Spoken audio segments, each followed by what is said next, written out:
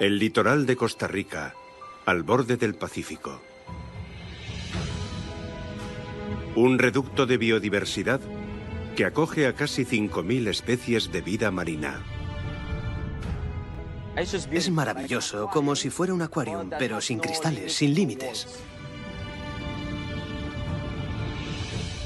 Pero en este acuario submarino, los depredadores de lo más alto de la cadena corren grave peligro, amenazados por la pérdida del hábitat y la sobrepesca.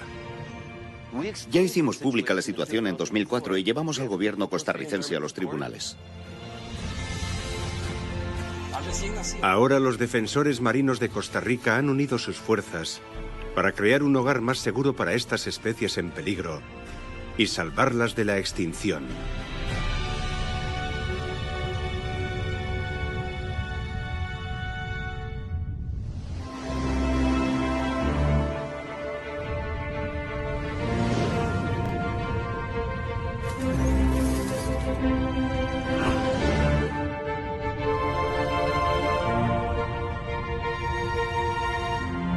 Planeta Azul Salvaje, Costa Rica.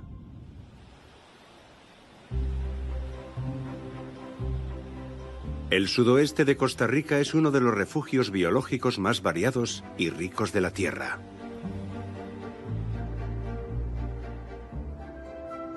Es una tierra primitiva de ensueño, con playas vírgenes y asombrosas maravillas de la naturaleza, como Golfo Dulce, uno de los 4 únicos fiordos tropicales que hay en el mundo.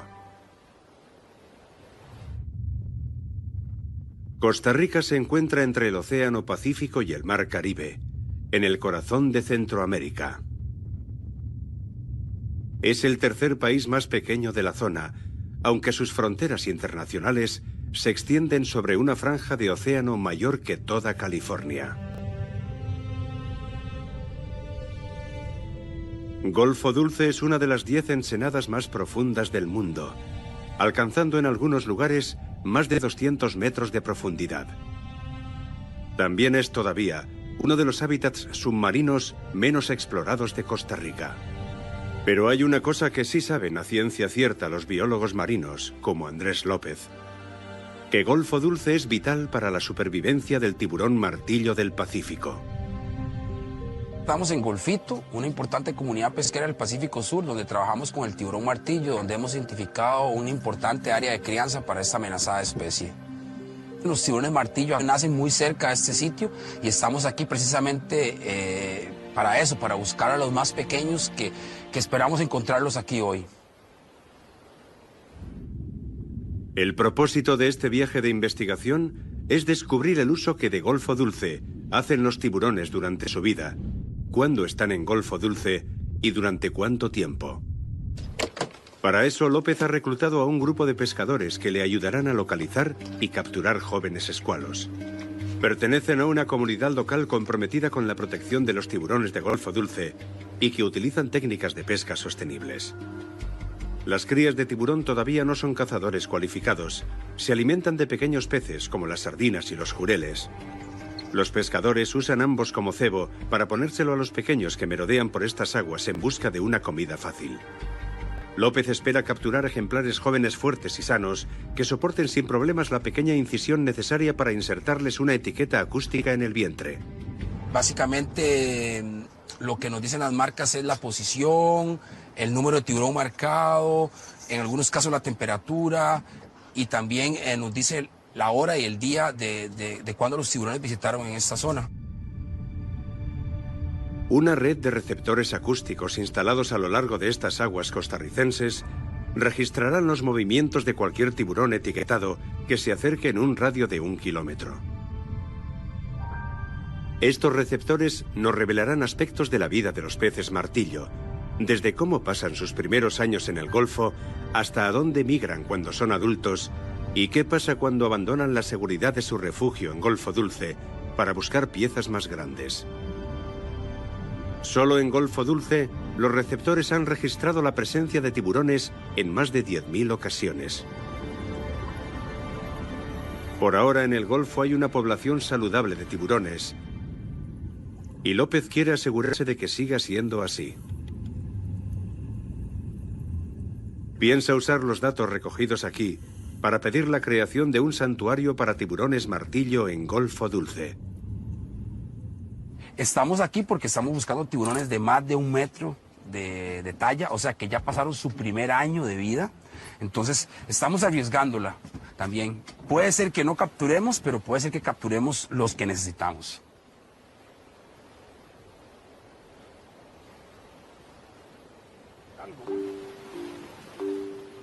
Las horas pasan y no hay suerte. Por fin parece que uno ha picado. De frente, de frente, de frente. Rápido. Es un pequeño tiburón de puntas negras, una de las 10 especies que se encuentran aquí. Eso, toma, bro. La regla está esperando a que yo lo meta. La tripulación lo prepara todo rápidamente para el etiquetado. El tiburón solo puede estar fuera del agua un máximo de 2 minutos.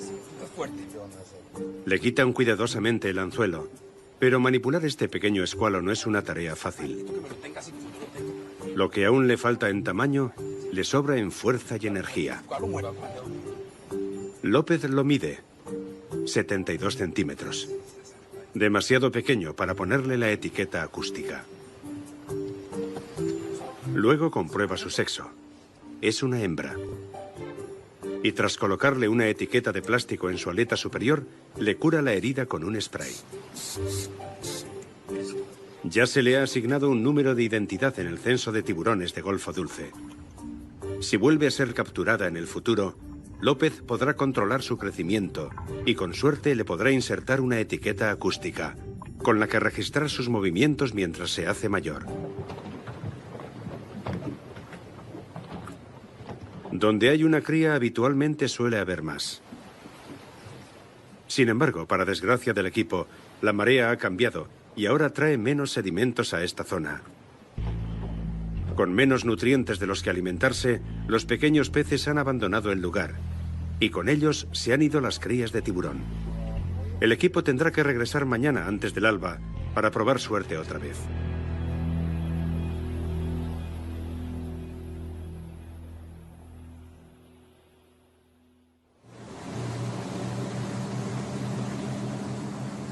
Justo después del amanecer, el equipo regresa a la zona de guardería para seguir buscando ejemplares jóvenes de pez martillo.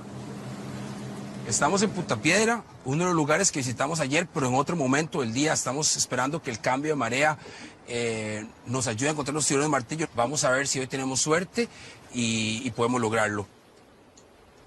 Los pescadores que colaboran con López conocen bien la zona. Su experiencia es vital para el éxito de la investigación. Eligen cuidadosamente el lugar en que anclar el barco y casi de inmediato los tiburones empiezan a picar. Perdón. Uy. ¿Qué es? Picudo, su puta negra. Es un tiburón picudo. A diferencia de los tiburones de puntas negras y los martillo, los picudos son residentes permanentes de Golfo Dulce. Macho. 53, 43. Es un juvenil. Es un tiburón picudo juvenil. No podemos poner una marca acústica porque no tiene la talla suficiente y le haríamos un daño interno. López tiene que trabajar deprisa porque los pescadores acaban de coger otro tiburón. Esa es una cornudita. Madre, la cornuda, entonces. Ahí está la cornuda. Agarre la cornuda, la prioridad, téngalo allá adentro. Aquí hay un martillo. Cómo, ya le dije cómo. Ah, ¿y ahí? Ah, mae.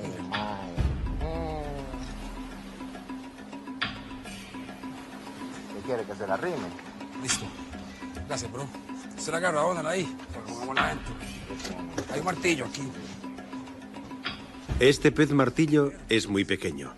Es un recién nacido. Es el primer bebé de pez martillo que etiquetan esta temporada. Estos son los primeros martillos que vienen a Golfo Dulce. Son los primeros. Es una hembra. Inclusive, vea, Donald, vea, aquí está la apertura del ombligo. Esto es lo que unía a este tiburón a su mamá por medio de esta hendidura es que venía la leche materna. La leche materna, los fluidos. Ya estamos medio 52, aquí estamos. La marca es la 436. Necesitamos un martillo más grande para marcar la sangre.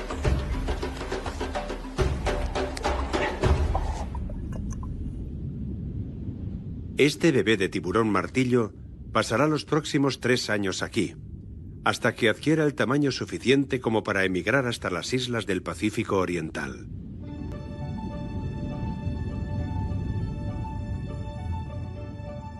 Ahora apenas mide medio metro, pero cuando se convierta en adulto habrá cuadruplicado su tamaño. Tardará 15 años en alcanzar la madurez sexual. Y después emprenderá el viaje de regreso a través del Pacífico Oriental para volver a su lugar de nacimiento en Golfo Dulce y traer al mundo a sus propias crías.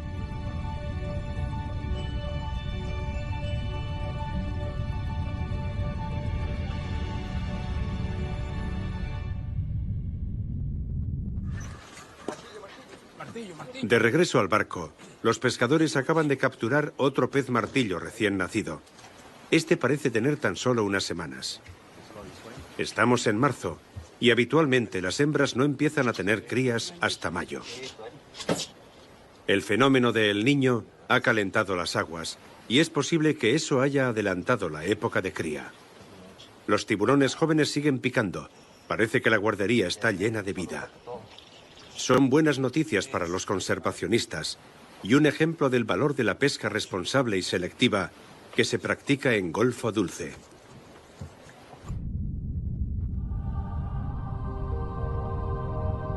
Además de los peces martillo, este sano ecosistema es el hogar de al menos 7 especies diferentes de rayas, como la raya nariz de vaca. Este gran bando ha llegado a Golfo Dulce a alimentarse de los moluscos que crecen en las aguas ricas en sedimentos y nutrientes de la desembocadura de un río cercano. Las flexibles aletas de las rayas agitan el fondo marino para dejar al descubierto moluscos y crustáceos, que luego las rayas rompen con sus 12 filas de dientes moledores. Son buenas nadadoras, capaces de cubrir largas distancias, y durante el invierno emigran en grandes bandadas de hasta miles de ejemplares. Las rayas látigo también peinan el lecho marino en busca de moluscos y crustáceos. En la base de la cola, esta raya posee una poderosa arma que puede resultar mortal. Es una espina dentada que cuando se hinca en su víctima secreta un fuerte veneno que se disuelve en la herida y es absorbido por el torrente sanguíneo. La raya utiliza su aguja para defenderse de los tiburones y otros depredadores. A esta le falta un pedazo de la cola, probablemente por la mordedura de un tiburón o por un accidente en una grieta del arrecife. Con la cola ha perdido también su aguijón y debe estar muy atenta a los depredadores. Los tiburones martillo cazan a las rayas y basándonos en la cantidad de crías de pez martillo que López y su equipo han capturado, hay un montón de hembras de tiburón adultas por aquí. Muy contentos de haber venido hoy acá. La verdad es que la selección del lugar fue idóneo. Los 2 tiburones martillo que marcamos miden menos de medio metro. Esa es la talla de madurez. Me atrevería a decir que fueron paridos hace 1 o 2 semanas. Esos son los primeros martillos que vienen este año y que tenemos que garantizar que sean aquí, que continúen aquí y proteger ese lugar. Golfo Dulce es uno más de los muchos hábitats vitales para los tiburones esparcidos por los 1000 kilómetros de la costa oeste costarricense. Las aguas de Costa Rica son el hogar de 7000 especies de animales. Pero tan solo el 1% de esas aguas están protegidas como santuarios marinos. Bueno, el tiburón martillo es quizá el tiburón más emblemático que tenemos en aguas costarricenses. ¿Por qué es importante protegerlo? Porque si protegemos al tiburón martillo, protegemos a diferentes especies que están debajo de él. El tiburón martillo es una especie sombrilla, es un depredador tope, son los que se encargan de regular las cadenas tróficas, son los que se encargan de mantener el balance, el equilibrio que tanto hemos deteriorado como nosotros como humanos en estas últimas décadas. Entonces, realmente la misión que tenemos es una misión dura, es una misión difícil, pero no es inalcanzable.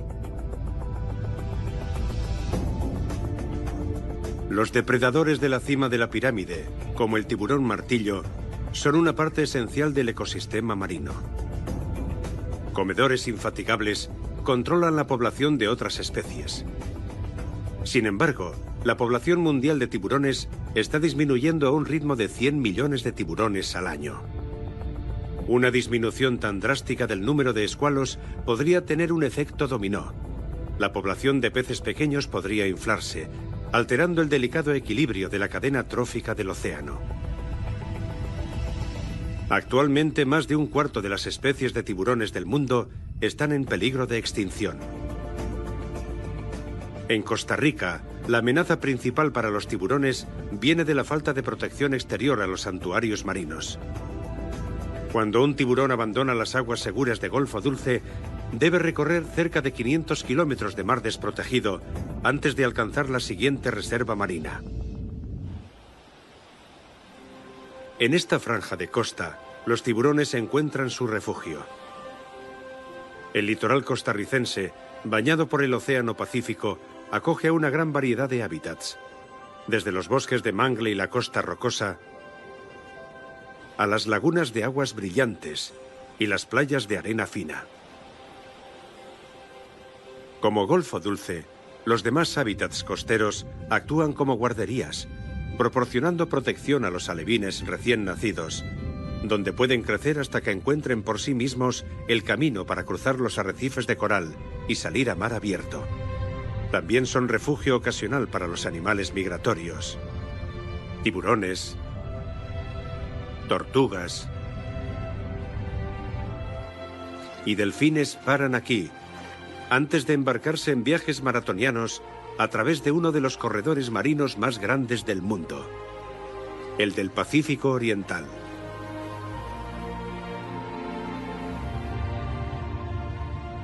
Comprende las aguas, costas e islas de los litorales de Costa Rica, Panamá, Colombia y Ecuador, y ocupa cerca de 2 millones de kilómetros cuadrados. Un área que es 3 veces el tamaño de Texas.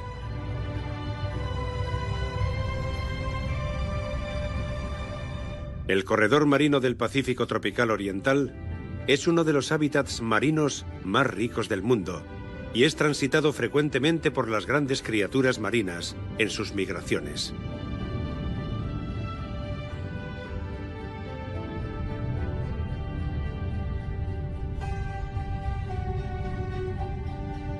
En el mar tenemos una gran cordillera que se llama la Cordillera Cocos. Es una autopista que tiene un punto de destino, la isla del Coco. Esa cadena de montañas o cordillera submarina es un corredor que utilizan los tiburones martillo, las tortugas verdes, los tiburones ballena. 500 kilómetros mar adentro está Isla del Coco, la única isla oceánica de Costa Rica y donde se concentra la mayor población de tiburones martillo de todo el país. El famoso oceanógrafo Jacques Cousteau dijo de ella que era la isla más bonita del mundo. Ocupa tan solo 13 kilómetros cuadrados, pero en ellos habita el 40% de las especies endémicas de Costa Rica. Los tiburones nacidos en Golfo Dulce emigran a Isla del Coco cuando tienen 3 años de edad. Y a ellos se unen otros peces martillo que vienen en migración desde las Galápagos, la isla de Coiba frente a la costa de Panamá y la isla de Malpelo, en Colombia. Los tiburones martillo son tiburones muy migratorios, son tiburones que no son solamente costarricenses. Nacen en Costa Rica, pero realmente se mueven por todo el corredor y el corredor tiene aguas de Colombia, tiene aguas de Ecuador, tiene aguas de Panamá Y por ende, los tiburones martillo no son tiburones solamente de los costarricenses, son tiburones del mundo.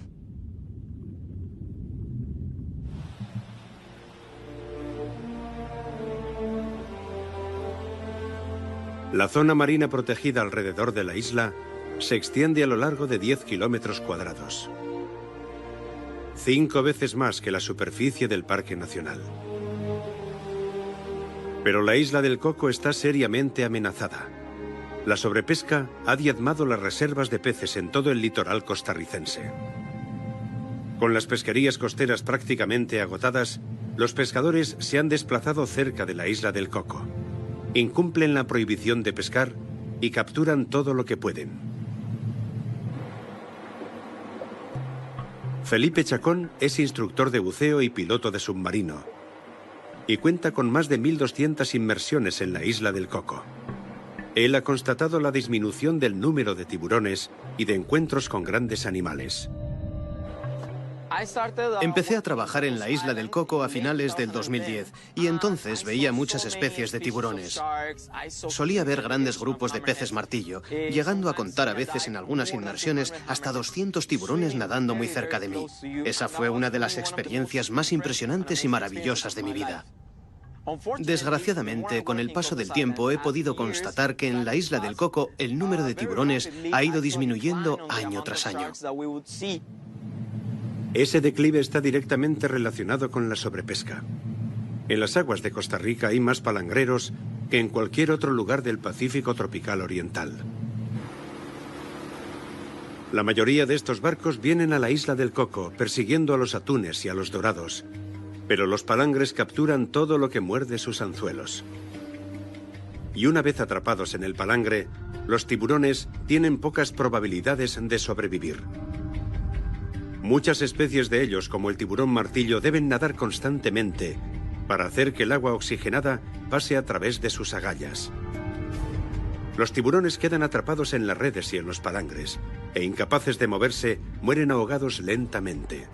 Así los tiburones se convierten en lo que se ha venido en llamar capturas accidentales o descartes. Pero la captura de tiburones en peligro no siempre es accidental. Hasta 1982, Costa Rica mantenía una actividad de pesca costera tradicional. Pero entonces los políticos se plantearon que, teniendo una zona económica tan grande, tenían que explotar todos sus recursos. Por eso, en 1982, Costa Rica invitó a una misión de Taiwán para que enseñara a los costarricenses cómo explotar todos los recursos oceánicos que no habían aprovechado hasta entonces. Sin embargo, cuando los funcionarios taiwaneses vieron la rica fauna marina y la abundancia de tiburones que había en Costa Rica, se quitaron el sombrero de diplomáticos, se pusieron el de los negocios y establecieron su industria de aletas de tiburón en Costa Rica. Pescar tiburones para quitarles las aletas es una práctica despiadada y brutal. Los pescadores les cortan las aletas y descartan el resto del tiburón. Cada año, miles de aletas arrancadas a los escualos del Pacífico Oriental son exportadas a Asia para hacer sopa de aleta de tiburón. Para 1998, Costa Rica contaba ya con la mayor flota de palangreros de Latinoamérica y nos convertimos en el centro de la industria de aletas de tiburón de todo el Pacífico tropical oriental. En 2003, Arauz y su grupo conservacionista Pretoma pusieron al descubierto a un barco taiwanés que trataba de descargar ilegalmente 30 toneladas de aletas de tiburón en un puerto costarricense. 30 toneladas de aletas de tiburón son el resultado de la muerte de 30.000 tiburones. Tamaña atrocidad marcó el principio de una campaña de 7 años para acabar con la industria de aletas de tiburón en Costa Rica. Pretoma llevó al gobierno 4 veces a los tribunales y obligó a los legisladores a tomar medidas contra esa práctica. Ahora capturar tiburones para quitarles las aletas es una práctica ilegal en todo Costa Rica, incluida la isla del Coco. Pero es una batalla difícil y desigual. El mercado negro de productos del mar mueve más de 20.000 millones de dólares. Y la población pesquera de Punta Arenas sigue siendo el centro de la industria de aletas de tiburón. Aunque los tiburones estén protegidos, se permite que los pescadores los desembarquen si se consideran una captura accidental. Si estás en Punta Arenas, ni siquiera tienes que abrir los ojos, basta con que respires el aire. Se percibe el olor de las aletas que se están secando bajo las tejabanas de los muelles privados. Prácticamente todos los tiburones capturados en Costa Rica son desembarcados en este lugar, donde sus aletas se ponen a secar bajo techos falsos que ocultan su verdadera actividad. Se calcula que al menos 3 barcos llenos de aletas de tiburón arriban a Punta Arenas cada semana. En la isla del Coco, que tenemos a los tiburones martillo adultos, hay un letrero que te recibe cuando llegas al parque y es una pregunta: ¿cuántos tiburones martillo tenemos? La respuesta es un poco triste, pero es muy real. Cada día tenemos menos. Las aletas de tiburón martillo pueden llegar a valer hasta $110 por kilo para los exportadores. Pero los tiburones son mucho más valiosos vivos que muertos. Durante toda su vida, un solo tiburón puede generar más de $1,5 millones a través del turismo. Los tiburones de puntas blancas, en particular, son una gran fuente de ingresos para la industria del buceo. En Costa Rica tenemos la isla del Coco, posiblemente con la población más pristina y más natural del mundo. Alfombras de tiburones, cientos de tiburones que se agregan en las noches a alimentarse. Prácticamente es un buceo que es único en la isla del Coco. Inactivos durante el día, los tiburones de puntas blancas son cazadores activos e implacables llegada la noche. Recorriendo el arrecife en grupos mal organizados, los tiburones meten su cabeza chata en cada agujero y rendija del coral, buscando presas.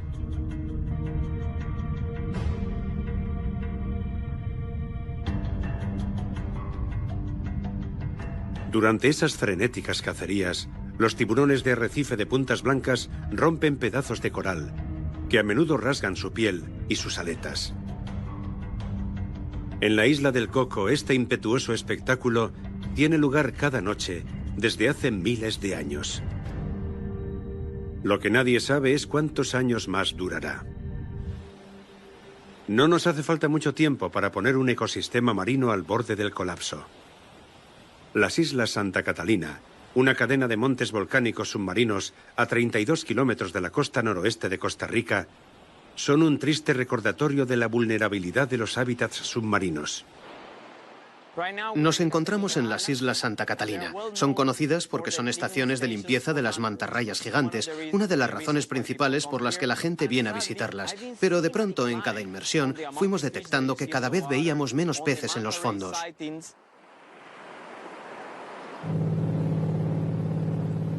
Felipe conoce bien la zona. Empezó a bucear aquí en el año 2008 y desde entonces ha observado una drástica disminución en las poblaciones de todas las especies.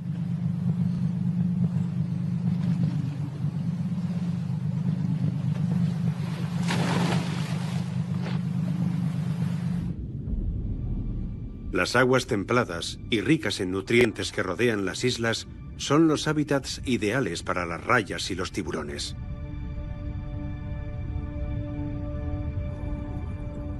Sin embargo, la realidad es que cada vez se ven menos. En estas aguas no protegidas, los tiburones y las rayas de Santa Catalina están en franco declive, ahuyentadas por el excesivo número de buceadores y diezmados por la sobrepesca. Es posible que quien viene por primera vez no caiga en la cuenta del deterioro. Esta zona de buceo, conocida como Roca Sucia, rebosa de vida.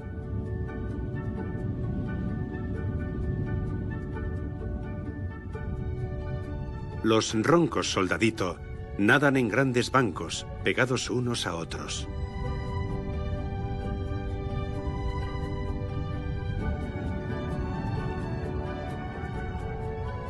Las paguaras se dejan llevar por la corriente.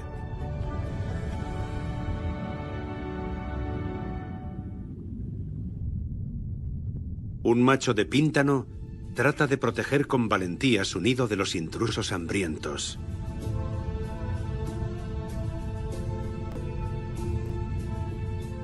Pero sus huevos fertilizados, una brillante mancha de color púrpura, llama la atención de docenas de peces mariposa barbero y ángeles reales. sobrepasan en número al píntano.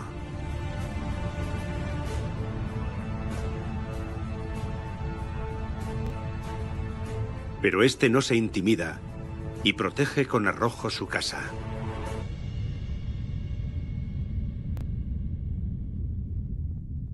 La vida en estos afloramientos rocosos es una batalla continua. Más arriba, en la columna de agua, las rayas pintadas se deslizan sobre el paisaje marino. Y una raya águila salta sobre la superficie.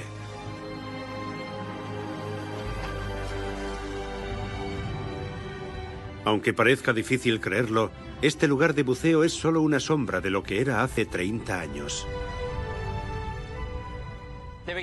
Yo empecé a bucear en esta zona de Santa Catalina y entonces todo lo que había aquí era una sorpresa continua. En cambio, actualmente, cada vez hay menos que ver en estos fondos.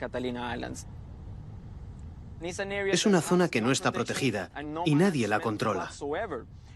Las consecuencias de eso se aprecian ya bajo el mar. 500 kilómetros al sur de Santa Catalina está la isla del Caño, un brillante ejemplo de la conservación marina en Costa Rica. Llegar a esta isla es impresionante. Sentí como si estuviera llegando a un lugar en el que alguien hubiera arrancado de cuajo un pedazo de la selva amazónica y la hubiera puesto en mitad del océano. Es increíble. Y como es una reserva, no se ha visto afectada por la actividad humana.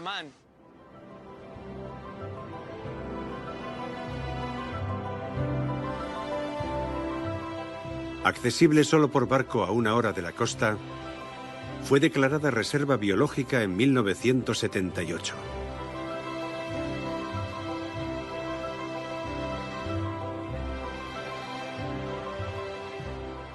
El caño y sus aguas están protegidas con mimo. Es una zona de protección total, donde toda pesca está estrictamente prohibida.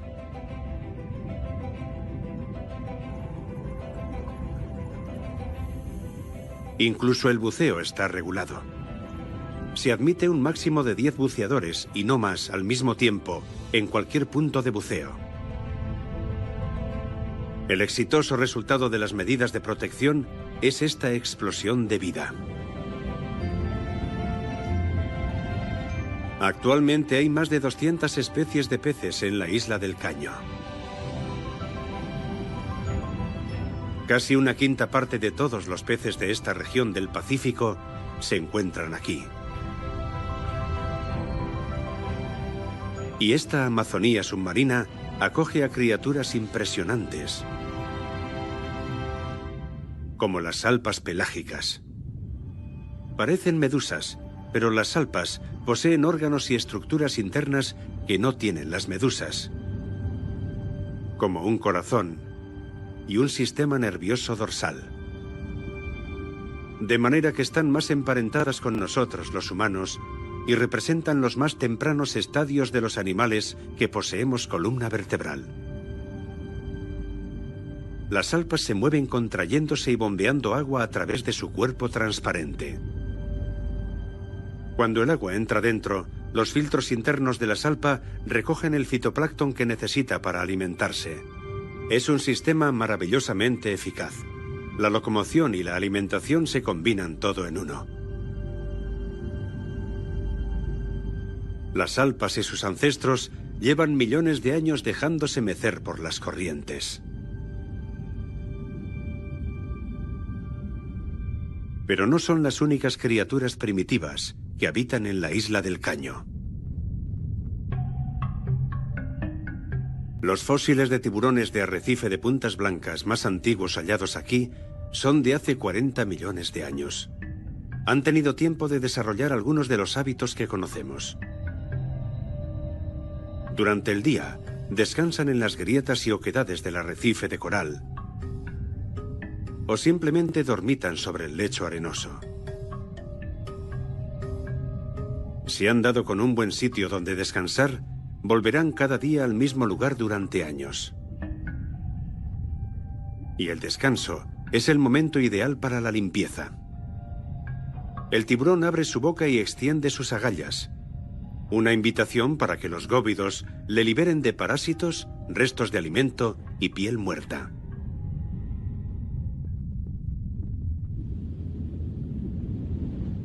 El magma volcánico que modeló la isla del Caño no solo ofrece protección a los tiburones de puntas blancas, sino también a los propios corales que forman el arrecife.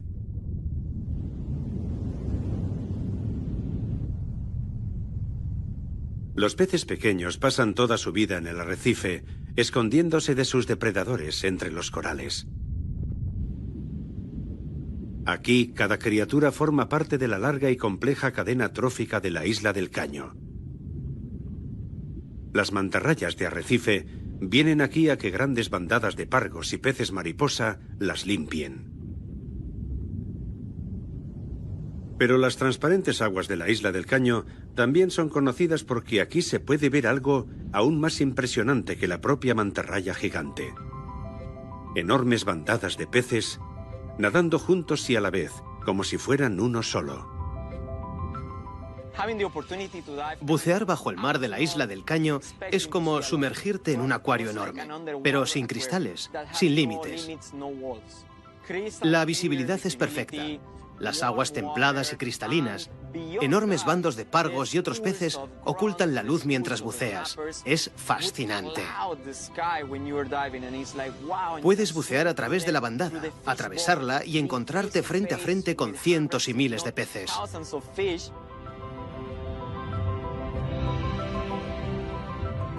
La bandada se comporta como si fuera una sola unidad. Esa coordinación tan extraordinaria se basa en las señales que cada pez del grupo transmite a los demás. Son señales que dirigen el tráfico, indican la presencia de comida y hacen sonar la alarma cuando aparecen depredadores.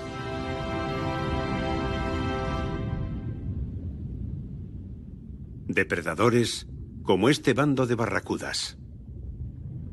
Están entre los peces más peligrosos e impredecibles del mar. Dotadas de poderosas mandíbulas y dientes afilados, se han ganado el sobrenombre de los tigres del mar. Aunque estos tigres cazan en grupo, lanzándose a toda velocidad contra sus presas, con las mandíbulas abiertas, con las que hacen jirones y las devoran. Esas aletas y colas en punta les permiten alcanzar velocidades de hasta 40 kilómetros por hora. Para descansar flotan casi inmóviles, aunque siempre alerta ante el más mínimo peligro. Las barracudas jóvenes se agrupan en bandadas para protegerse de los depredadores. Los tiburones, los delfines y otras barracudas son los únicos animales suficientemente valientes como para enfrentarse a estas temibles cazadoras. Pero además de los enormes cardúmenes de peces, Isla del Caño también es rica en los organismos que construyen el coral. La isla está rodeada por 5 plataformas de coral, cada una de ellas formada por más de una docena de especies, como el coral cerebro, los abanicos de mar y los corales duros. La Isla del Caño acoge la mayor variedad de especies de coral de todo el litoral oeste de Costa Rica. La prohibición de la pesca y las limitaciones al buceo impuestas en el parque marino han posibilitado que los corales se desarrollen. Sin embargo, no pueden proteger al arrecife de una amenaza aún más destructiva: el calentamiento global. Si la temperatura del agua sube demasiado, el coral expulsa las algas que viven en sus tejidos y que dan al arrecife esa coloración tan viva. El coral entonces se vuelve blanco en un proceso que se llama decoloración. El calentamiento del agua provocado por el fenómeno de El Niño durante los años 2015 y 2016 dañó los arrecifes de la isla hasta un punto que no se conocía desde los años 80. Los biólogos marinos Cristina Sánchez y David Palacios han venido a la isla del Caño a inspeccionar la salud de sus corales después de meses de temperaturas preocupantemente altas.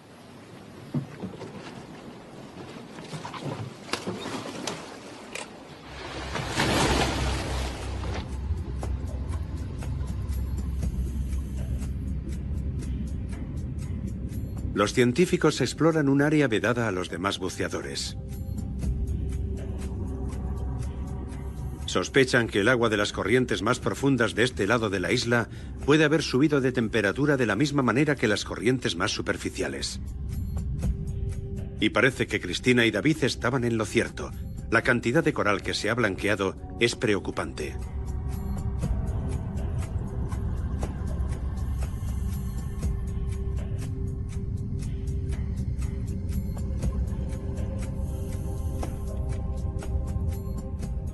Cortan algunos fragmentos transversalmente y a intervalos, mediante una rejilla, van midiendo el ancho de la capa de coral duro vivo que cubre el arrecife y observan en qué medida está cubierto por esponjas, algas y otros organismos.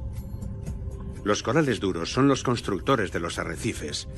Un porcentaje bajo de este tipo de coral es un signo de que el arrecife está sufriendo. También toman fotografías para determinar si los niveles de decoloración han cambiado desde su última inmersión hace 5 meses. Antes de regresar al barco, Cristina y David observan otra posible amenaza para la salud del arrecife. Una estrella de mar corona de espinas. En un arrecife sano, esta estrella comedora de coral suele alimentarse de las especies que más rápidamente se desarrollan, permitiendo que los corales de desarrollo más lento formen colonias. En un arrecife vulnerable, esta estrella representa una amenaza seria. Un gran brote podría arrebatar al arrecife hasta un 90% de su tejido de coral vivo. Los investigadores deciden revisar la población de estos invertebrados por si hubiera una plaga.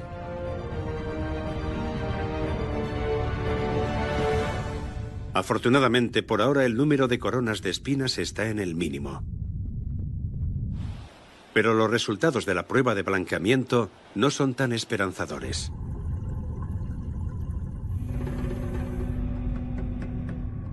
Hace 5 meses, solo el 5% del arrecife de la isla del Caño estaba afectado por el blanqueamiento. Ahora es el 70% del coral el que está afectado. Es un hallazgo desalentador.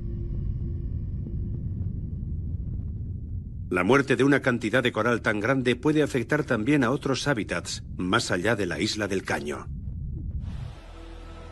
Los arrecifes de coral actúan como barreras contra las corrientes y la fuerza de las olas. Sin el arrecife, las olas golpearán contra la costa y desestabilizarán la fina capa de sedimento en que se enraiza el manglar.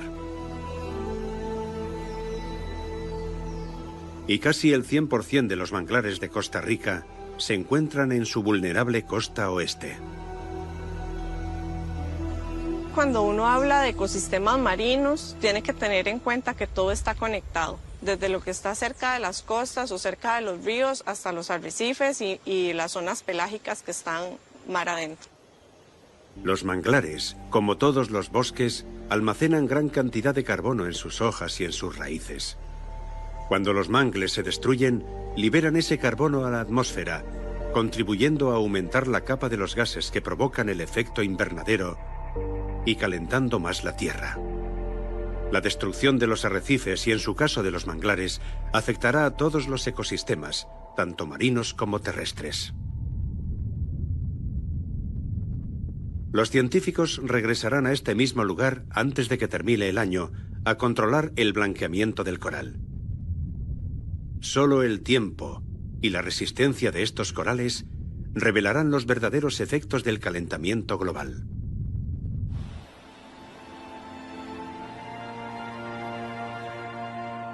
Costa Rica es un lugar donde se puede ver la naturaleza en pleno funcionamiento.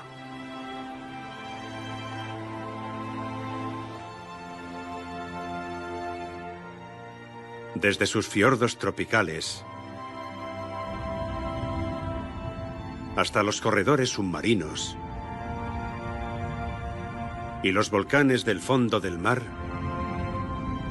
el litoral costarricense del Pacífico es una fuente inagotable de maravillosos descubrimientos. Una de las cosas que puedo afirmar sin temor a equivocarme sobre el buceo en Costa Rica, ya sea en Caño, en Santa Catalina o en la isla del Coco, es que cuando te sumerges en el agua la fascinación es tan grande. Es como si el tiempo se detuviera. Cuando interactúas con esas criaturas, cuando te encuentras frente a ellas, cuando estás rodeado de rayas o de enormes bancos de peces, o cuando te topas con un tiburón, en ese momento todo se detiene y es como si tu mente se quedara en blanco.